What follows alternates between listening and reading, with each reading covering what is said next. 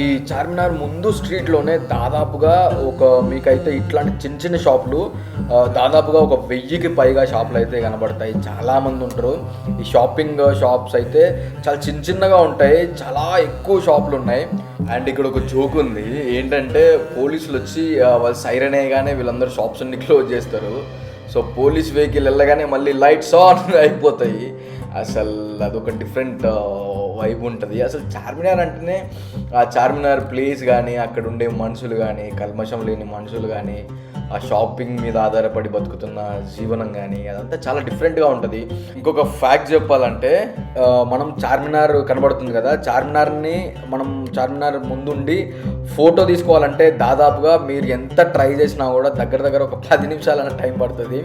ఎందుకంటే ఇక్కడ ఎవరో ఒకరు వస్తూనే ఉంటారు, వెళ్తూనే ఉంటారు, పోతూనే ఉంటారు. అసలు అర్థం కాదు అసలు వాళ్ళు ఈడికి వెళ్తున్నారు, ఏమవుతుంది అనేది కొద్దిసేపు అయితే